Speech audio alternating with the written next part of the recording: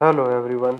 जैसे कि हम एनसीईआरटी की बुक्स पढ़ रहे हैं और जिसमें हमारा अभी चल रहा है क्लास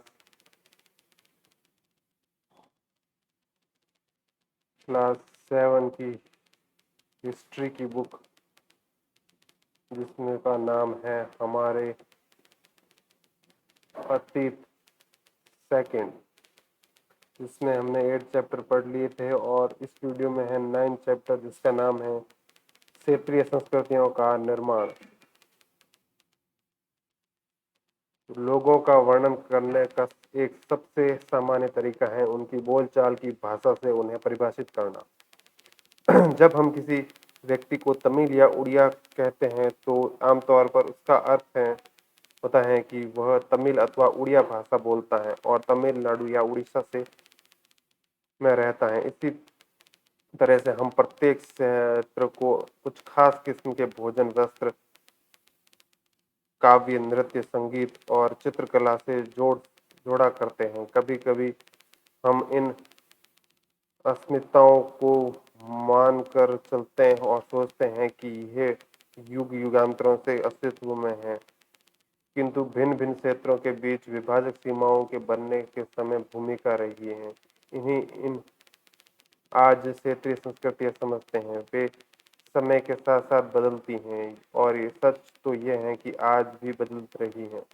यह क्षेत्रीय संस्कृतियाँ जटिल प्रक्रियाओं में विकसित हुई हैं। इस प्रक्रिया के तहत स्थानीय परंपराओं और उपमहाद्वीप के अन्य भागों के विचारों के आदान प्रदान के जरिए दूसरों को संपन्न बनाया है।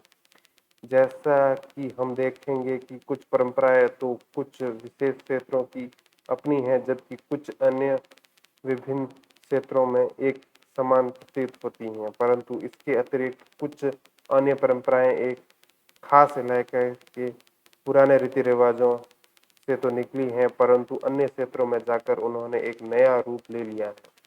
पता लगाएं कि पिछले 10 सालों में कितने नए राज्य बन गए हैं। क्या आपने इसमें से प्रत्येक राज्य एक अलग क्षेत्र है? चेर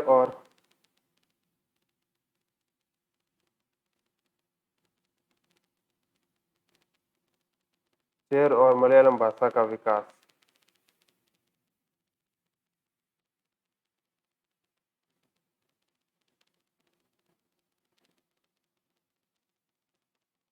आइए भाषा और क्षेत्र के बीच अंतर संबंध के इन उदाहरणों में अपना विश्लेषण प्रारंभ करें।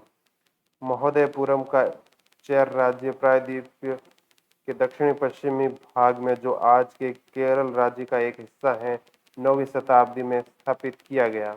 संभवतः मलयालम भाषा इस इलाके में बोली जाती थी। शासकों मलयालम भाषा एवं लिपि का प्रयोग अपने अभिलेखों में किया। वस्तुतः इस भाषा का प्रयोग उपमहाद्वीप के सरकारी अभिलेखों में किसी क्षेत्रीय भाषा के प्रयोग के सबसे पहले उदाहरण में से एक है।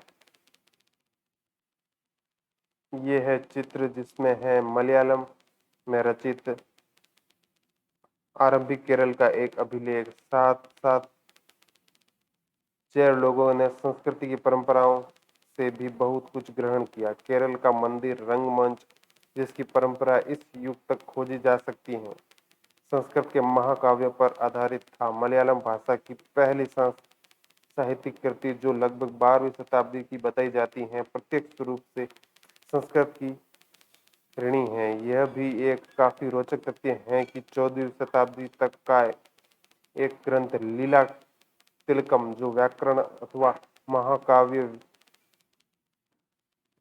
विषयक मणिप्रवालम शैली में लिखा गया। मणिप्रवालम का शाब्दिक अर्थ हीरा और मूंगा, जो दो यहाँ दो भाषाएं संस्कृत तथा क्षेत्रीय भाषा के साथ साथ उपयोग की और संकेत करता है। पता लगाएं कि आपके घर में के आसपास भाषाएं वो जो भाषा बोलते हैं उनका लेखन में सर्वप्रथम कब प्रयोग हुआ या होगा। शासक और धार्मिक परंपराएं, जगन्नाथ संप्रदाय। अन्य क्षेत्रों में क्षेत्रीय संस्कृतियां क्षेत्रीय और धार्मिक परंपराओं में से विकसित हुई थी। इस प्रक्रिया का सर्वोत्तम उदाहरण पूरी उड़ीसा और जगन्नाथ का संप्रदाय। जगन्नाथ का शाब्दिक अर्थ दुनिया का मालिक, जो विष्णु का पर्यायवाची है। आज तक जगन्नाथ की काष्ठ प्रतिमा स्थानीय जनजाति लोगों द्वारा बनाई जाती है, जिसमें यह तात्पर्य निकलता है कि जगन्नाथ मूलतः एक स्थानीय देवता थे, जिन्हें आगे चलकर विष्णु का रूप मान लिया गया। 12वीं शताब्दी के गंग वंश के एक अत्यंत प्रतापी राजा अनंतवर्मन ने पुरी में पुरुषोत्तम जगन्नाथ के लिए एक मंदिर बनवाने का निश्चय किया। उसके बाद 1230 में राजा अनंग्य भीम तृतीय ने अपना राज्य पुरुषोत्तम जगन्नाथ को समर्पित कर दिया और स्वयं को जगन्नाथ का प्रतिनियुक्त घोषित किया। यह है चित्र जिसमें है बालभद्र, सुभद्रा और जगन्नाथ की लघु प्रतिमाएं ताड़पत्र की पांडुलिपि, उड़ीसा में।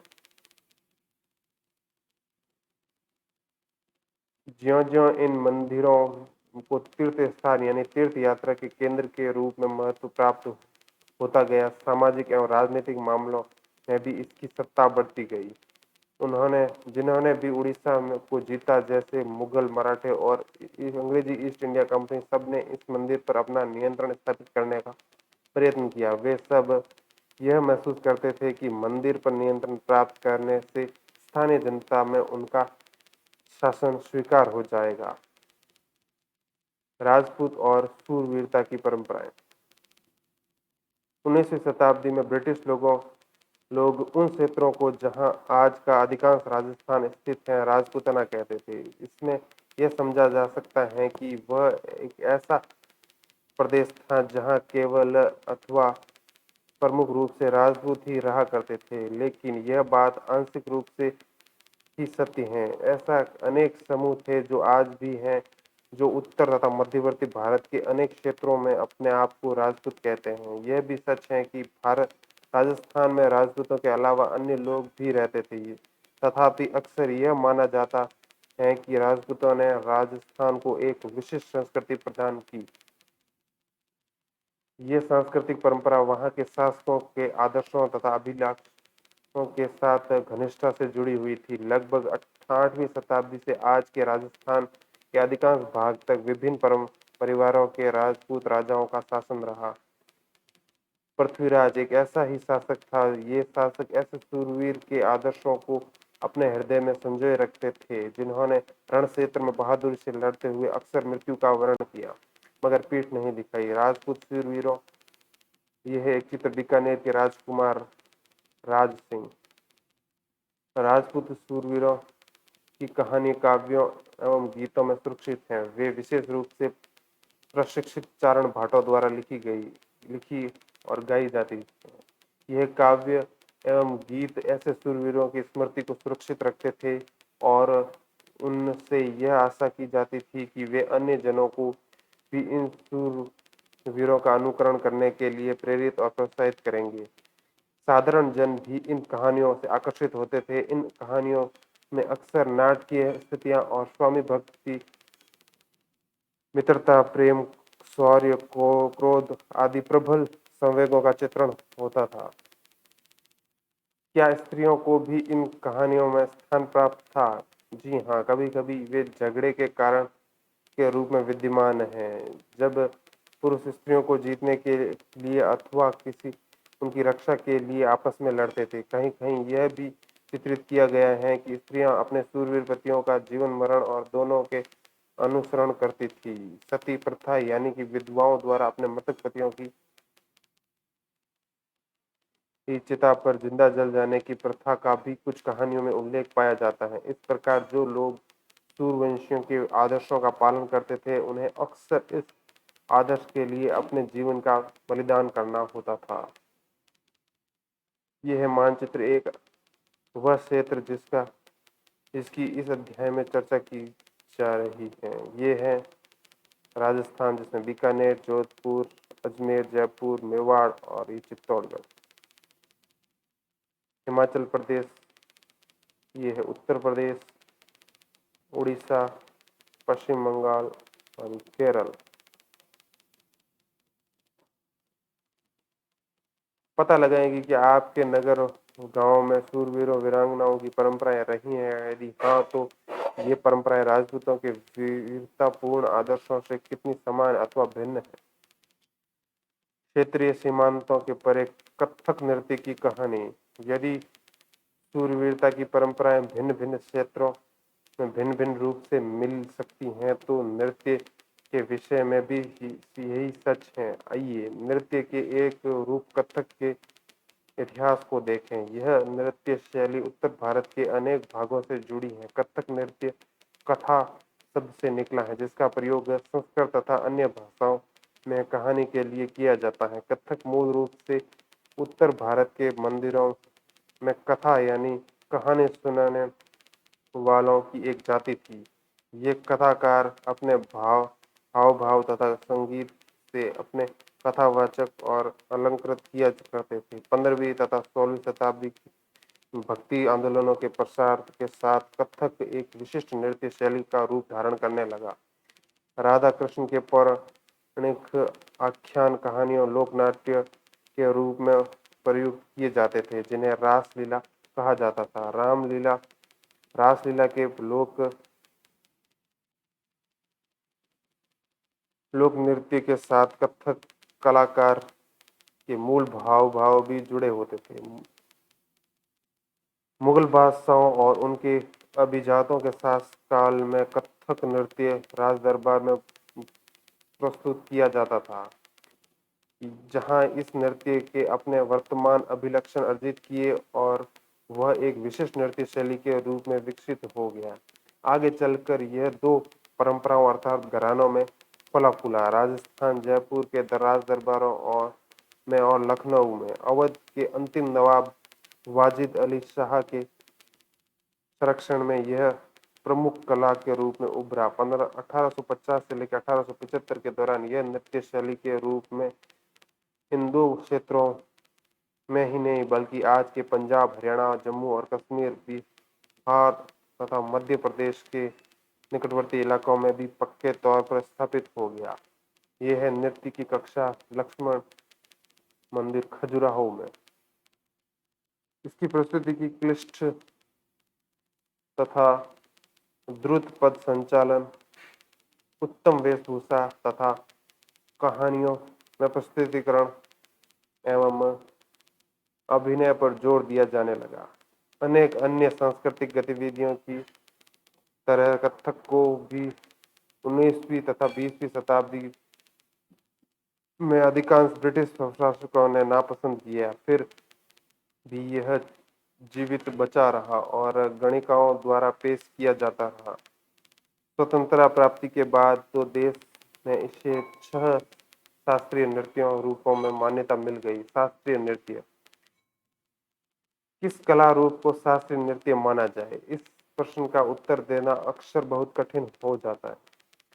क्या हम उस रूप या नृत्य शैली को शास्त्रीय नृत्य कहते हैं जिसका विषय धार्मिक हो, अथवा हम उसे शास्त्रीय इसलिए मानते हैं क्योंकि उसके लिए अत्यधिक कौशल की आवश्यकता होती है, जो कई वर्षों के लंबे प्रशिक्षण से ही प्राप्त होता है, अथवा यह शास्त्रीय इसलिए है क्योंकि यह निर्धारित नियमों के अनुसार ही प्रदर्शित अथवा प्रस्तुत किया जाता है और इसमें विभिन्नताओं को प्रोत्साहन नहीं दिया जाता। ये ऐसे प्रश्न हैं जिन पर हमें विचार करने की आवश्यकता है। यह भी स्मरणीय है कि बहुत से ऐसे नृत्य रूपों में जिन्हें लोक नृत्य की श्रेणी में रखा गया है, वे विशिष्टताएं पाई जाती हैं जिन्हें शास्त्रीय रूपों का विशिष्ट लक्षण बताया जाता है। यद्यपि शास्त्रीय अभिलेख विशेषण का प्रयोग उन कला रूपों की श्रेष्ठता का सूचक हो सकता है, फिर भी यह हमेशा शब्द से सही नहीं होता है। अतः अन्य नृत्य रूप जिन्हें इस समय शास्त्रीय नृत्य माना जाता है निम्नलिखित हैं: भरतनाट्यम तमिलनाडु, कथकली केरल, ओडिसी उड़ीसा, कुचिपुड़ी आंध्र प्रदेश, मणिपुरी मणिपुर।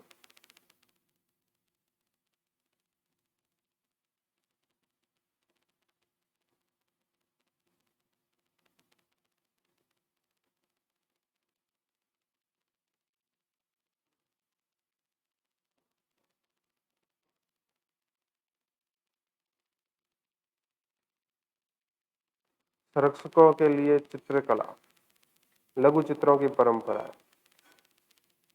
एक अन्य परंपरा जो कई रीतियों में से विकसित हुई वह थी लघु चित्रों की परंपरा। लघु चित्र जैसे कि हाँ उनके नाम से पता चलता है छोटे आकार के चित्र होते हैं जिन्हें आमतौर पर जलों, रंगों के कपड़ों या कागज पर चित्रित किया जाता है। प्राचीन लघु चित्र ताल पत्रों अथवा लकड़ी की तख्तियों पर चित्रित किए गए थे। इनमें से सर्वाधिक सुंदर चित्र तो जो पश्चिमी भारत में पाए गए जैन ग्रंथों को चित्रित बनाने के लिए प्रयोग किए गए थे। मुगल बादशाह अकबर, जहांगीर और शाहजहां के अत्यंत कुशल चित्रकारों को संरक्षण प्रदान किया था जो प्राथमिक रूप से इतिहास और काव्यों की पांडुलिपियां चित्रित करते थे। ये पांडुलिपियां आमतौर पर चटक रंगों की चित्रित की जाती थी। में दरबार के दृश्य, लड़ाई अथवा तथा शिकार के दृश्य, सामाजिक जीवन के अन्य पहलू चित्रित किए जाते थे।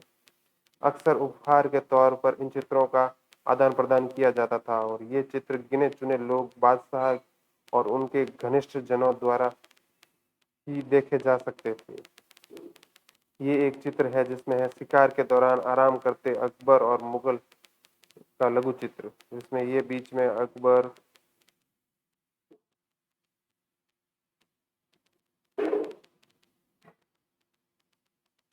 मुगल साम्राज्य के पतन के साथ अनेक चित्रकार मुगल दरबार छोड़कर नए उभरने वाले क्षेत्रीय राज्यों के दरबार में चले गए। परिणाम स्वरूप मुगलों की कलात्मक रुचियों ने दक्षिण के क्षेत्रीय दरबारों और राजस्थान के राजपूती दरबारों में को प्रभावित किया, लेकिन इनके साथ ही उन्हें अपनी विशिष्ट विशेषताओं को सुनिश्चित रखा और उनका विकास भी किया। मुगल उदाहरणों का अनुसरण करते हुए शासकों और उनके दरबारों के दृश्य चित्रित किए जाने लगे।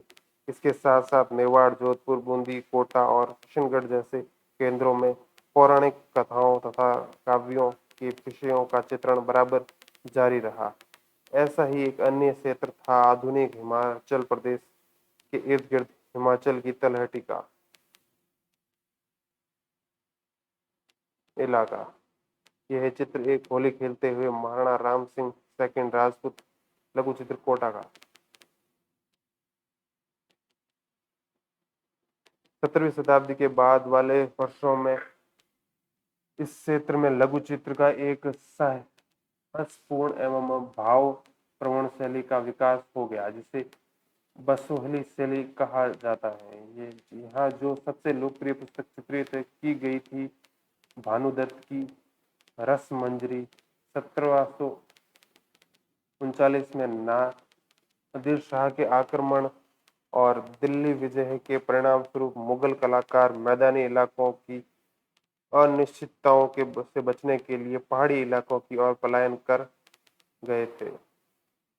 यह है कृष्ण राधा और उसकी सखियां पहाड़ी लघु चित्र कांगड़ा। उन्हें वहां जाते ही आश्रयदाता तैयार मिले जिनके फलस्वरूप चित्रकारी की कांगड़ा शैली विकसित हुई। 18वीं शताब्दी के मध्य भाग तक कांगड़ा के कलाकारों ने एक नई शैली विकसित कर ली जिसने लघु चित्रकारों में एक नई जान डाल दी। उनकी प्रेरणा का स्रोत वहां की वैष्णव परंपराएं थी। नीले, ठंडे नीले और हरे रंगों सहित कोमल रंगों का प्रयोग और विषयों का काव्यात्मक निरूपण कांगड़ा शैली की विशेषता थी। स्मरण रहे कि साधारण स्त्री पुरुष भी बर्तनों और दीवारों, कपड़ों, फर्श आदि पर अपनी कलाकृतियां चित्रित करते थे। कला के इन नमूनों में से कुछ ही बच पाते थे। इसके विपरीत लघु चित्र राजमहलों और में सावधानी पूर्वक रखे जाते थे जिससे वे सदियों तक सुरक्षित रहे। बंगाल नजदीक से एक नजर।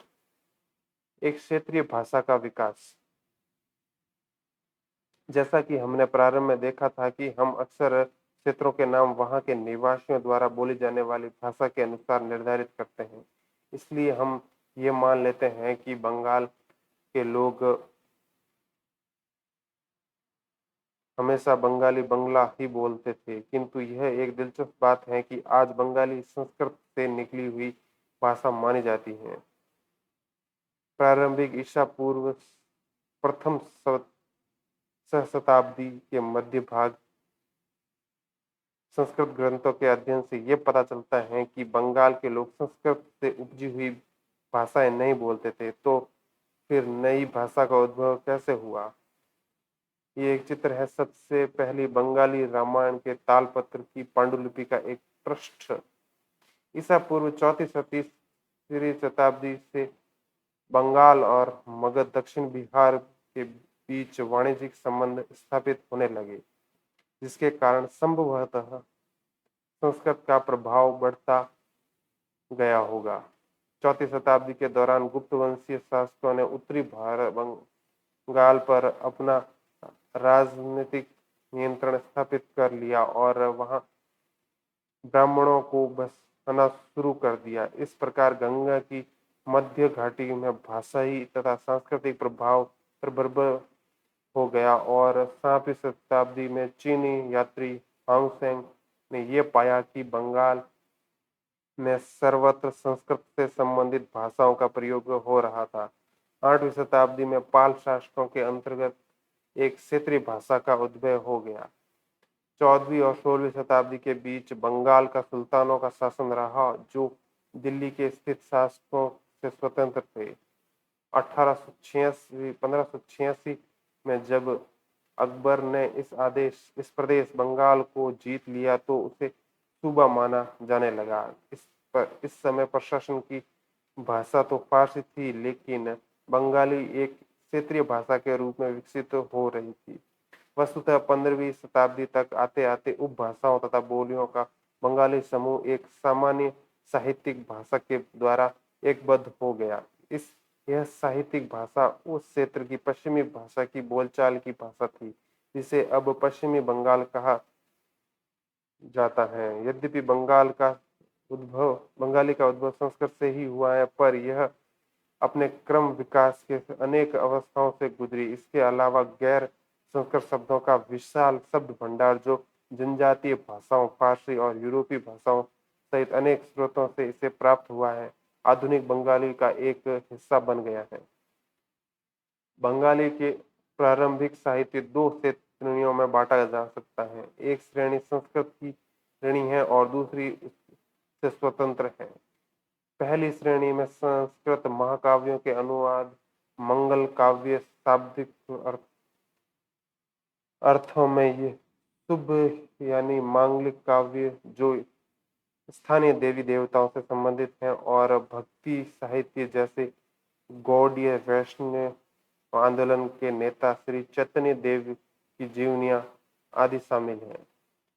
दूसरी श्रेणी में नाथ साहित्य शामिल है, जैसे मैनामती गोपीनंद के गीत, धर्म ठाकुर की पूजा से संबंधित कहानियां, परी कथाएं, लोक कथाएं और गाथा गीत।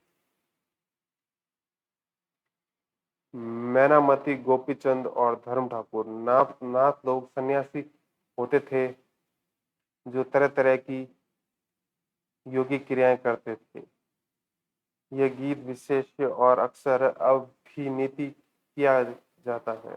यह बताता है कि रानी मैनामती ने अपने पुत्र गोपी चंद को अनेक बाधाओं के समक्ष संन्यास का मार्ग अपनाने के लिए एक प्रकार प्रोत्साहित किया था। धर्म ठाकुर एक क्षेत्रीय लोकप्रिय देव हैं जिनकी पूजा अक्सर एक पत्थर या काष्ठ की मूर्ति के रूप में की जाती है। पहली श्रेणी के ग्रंथों का काल निर्णय करना अपेक्षाकृत सरल है, क्योंकि ऐसी अनेक पांडुलिपियां पाई गई हैं जिनमें यह अंकित किया गया है कि उनकी रचना 15वीं शताब्दी के उत्तरार्ध और 18वीं शताब्दी के मध्य के बीच में की गई हैं। दूसरी श्रेणी की कृतियां मौखिक रूप से कई सुनी जाती थी, इसलिए इनका काल निर्णय सही नहीं किया जा सकता। ये खास तौर पर पूर्वी बंगाल में लोकप्रिय थी, जहां ब्राह्मणों का प्रभाव अपेक्षाकृत कम था। पीर और मंदिर, आपके विचार से द्वितीय ये श्रेणी की कृतियां निम्नलिखित रूप से क्यों नहीं रखी जाती थी। पीर और मंदिर। पीर का अर्थ है फारसी भाषा का शब्द है जिसका अर्थ है आध्यात्मिक मार्गदर्शन। 16वीं शताब्दी में लोग ने बड़ी संख्या में पश्चिमी बंगाल के कम उपजाऊ क्षेत्रों को छोड़कर दक्षिणी पूर्वी बंगाल के जंगली तथा दलदली इलाकों में प्रवास करना शुरू कर दिया। ज्यों-ज्यों वे पूर्व की ओर बढ़ते गए, वे जंगलों को साफ करके भूमि में धान की खेती करने लगे। स्नेह स्थानीय मछुआरे तथा स्थानीय खेती करने वाले लोग, जो अक्सर जनजाति थे, किसानों के नए समुदायों से मिल गए। इन्हीं दिनों बंगाल पर मुगलों का आक्रमण स्थापित हो गया था, जिन्होंने पूर्वी डेल्टा प्रदेश के केंद्रीय भाग में स्थित ढाका नगर के अपनी राजधानी स्थापित की। अधिकारी और कर्मचारी लोग भूमि प्राप्त करके अक्सर उस पर मस्जिद बना लेते थे, जो इन इलाकों के धार्मिक स्थानांतरण के केंद्र के रूप में काम आती थी। प्रारंभ में बाहर से आकर यहाँ बसने वाले लोग इन अस्थिर परिस्थितियों में रहने के लिए कुछ व्यवस्था तथा आश्वासन चाहते थे। वे सुख सुविधाएं तथा आश्वासन उन्हें समुदायों के नेताओं ने प्रदान की। ये नेता शिक्षकों और निर्णायकों की भूमिकाएं भी अदा करते थे। कभी-कभी ऐसा समझा जाता था कि इन नेताओं के पास अलौकिक शक्ति है। स्नेह और आदर से लोग इन्हें पीर कहा करते थे। इन पीर श्रेणियों में संत या सूफी और अन्य धार्मिक महानुभाव उपनिवेशी, दैवत्य प्राप्त सैनिक एवं योद्धा, विभिन्न हिंदू एवं बौद्ध देवी देवता और यहाँ तक कि जीवात्माएं भी शामिल थी। पीरों की पूजा पद्धति बहुत ही लोकप्रिय हो गई और उनकी मंजारें बंगाल में सर्वत्र पाई जाती हैं। बंगाल के 15वीं शताब्दी के बाद वाले वर्षों में मंदिर बनाने का दौर जोरों पर रहा, जो 19वीं शताब्दी में आकर समाप्त हो गया। हमने देखा कि मंदिरों और अन्य धार्मिक भवन अक्सर उन व्यक्तियों या समुदायों द्वारा बनाए जाते जो शक्तिशाली बन जाते थे। वे इनके माध्यम से अपनी शक्ति अथवा भक्ति भाव का प्रदर्शन करना चाहते थे। बंगाल में साधारण ईंटों और मिट्टी गारे से अनेक मंदिर निम्न सामाजिक समूह और कालू मतलब तेली और कंसारी मतलब घंटा धातु के कारीगर आदि के समर्थक में बने थे। यूरोप की व्यापारिक कंपनियों में आ जाने के से नए आर्थिक अवसर पैदा हुए। इन सामाजिक समूहों के संबंधित अनेक परिवारों ने इन अवसरों का लाभ उठाया। जैसे जैसे लोगों की सामाजिक तथा आर्थिक स्थिति सुधर गई, उन्होंने नए स्मारकों के निर्माण के माध्यम से अपनी प्रसिद्धि या प्रतिष्ठा की घोषणा कर दी। जब स्थानीय देवी देवता, जो पहले गांवों में छान छाप पर वाली झोपड़ियों में पूजे जाते थे, को ब्राह्मणों द्वारा मान्यता प्रदान की गई, तो उनकी प्रतिमाएं मंदिरों में स्थापित की जाने लगी। जीववाद, यह मानना है कि पेड़ पौधे, जड़ वस्तुओं और प्राकृतिक घटनाओं में भी जीवात्मा है। यहाँ दिए गए मंदिर की तुलना अध्याय 2 में दिए गए मंदिरों से करें। यह चित्र बाईं ओर एक 2 चाला छप्परवाद झोपड़ी और यह है चित्र एक चौसाला मंदिर।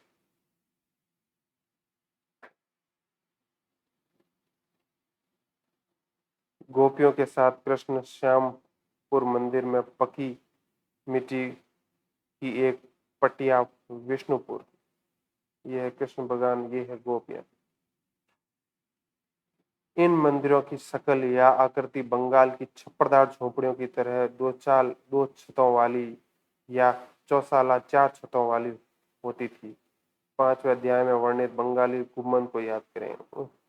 इसके कारण मंदिरों की स्थापत्य कला में विशिष्ट बंगाली श्रेणी का प्रादुर्भाव हुआ। अपेक्षाकृत अधिक जटिल चौसाला यानी कि 4 छतों वाली ढांचे में 4 त्रिकोणीय छतें 4 दीवारों पर रखी जाती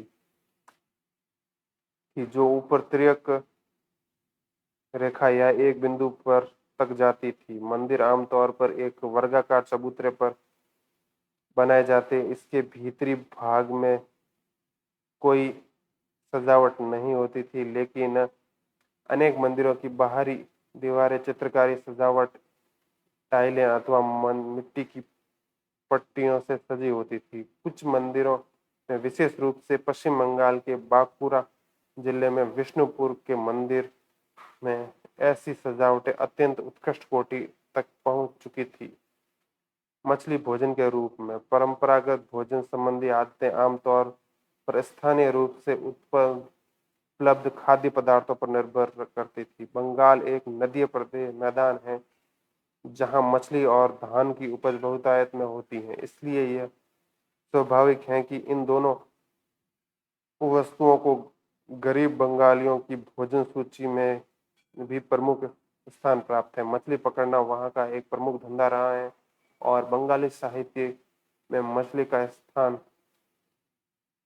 पर उल्लेख मिलता है। इससे ज्यादा और क्या होगा कि मंदिरों और बौद्ध विहारों की दीवारों पर जो मिट्टी की पट्टियां लगी हैं, उनमें भी मछलियों को साफ करने हुए टोकरियों में भरकर बाजार ले जाते हुए दर्शाया गया है। जैसा कि चित्र में दिख रहा है, घरेलू उपयोग के लिए मछली तैयार करते हुए विशालाक्ष्मी मंदिर में पकी मिट्टी पर एक फलक आराम। ब्राह्मणों को सामिक्ष भोजन करने की अनुमति नहीं थी, लेकिन स्थानीय आहार में मछली को लोकप्रियता से देखते हुए ब्राह्मण धर्म के विशेषज्ञों ने बंगाली ब्राह्मणों के लिए इस निषेध को में ढील दे दी। बृहद धर्म पुराण, जो बंगाल में रचित 13वीं शताब्दी का संस्कृत ग्रंथ है, ने स्थानीय ब्राह्मणों को कुछ खास किस्मों की मछली खाने की अनुमति दे दी। इसी के साथ ही चैप्टर तो खत्म होता है और फिर लास्ट में दिया हुआ था टॉपिक है अन्यत्र, जिसमें है यूरोप में राष्ट्रीय राज्यों का उदय। 18वीं शताब्दी के अंत तक यूरोप के लोग स्वयं को एक साम्राज्य जैसे ऑस्ट्रेलिया हंगरी साम्राज्य की प्रजा या किसी चर्च जैसे यूनानी रूढ़िवाद चर्च के सदस्य मानते थे, परंतु 18वीं शताब्दी के अंतिम दशकों में लोग स्वयं को एक ऐसे समुदाय के सदस्य के रूप में भी पहचानने लगे जो एक भाषा और एक जैसे फ्रेंच या जर्मन बोलते थे। प्रारंभिक 19वीं शताब्दी में रोमानिया के विद्यालयी पुस्तकालय ग्रीक के स्थान पर रोमानियम में लिखी जाने लगी और हंगरी के लैटिन के स्थान पर हंगेरियन को राजभाषा के रूप में अपनाया गया। यह और इसी प्रकार की अन्य प्रक्रियाओं ने लोगों को यह बोध कराया कि प्रत्येक भाषी समुदाय एक अलग राष्ट्र था। 19वीं शताब्दी के अंतिम दशकों में इटली और जर्मनी के एकीकरण के लिए हुए आंदोलन ने इस भावना को और अधिक बल दिया। कल्पना करें मैं है आप एक राजपूत राजकुमार हैं और आप अपनी कहानी किस प्रकार सुनाना पसंद करेंगे। तो इसी के साथ ये चैप्टर खत्म होता है। नेक्स्ट वीडियो में इसी बुक का लास्ट चैप्टर जो 10वां चैप्टर है वो पढ़ेंगे। तब तक के लिए धन्यवाद। Thank you.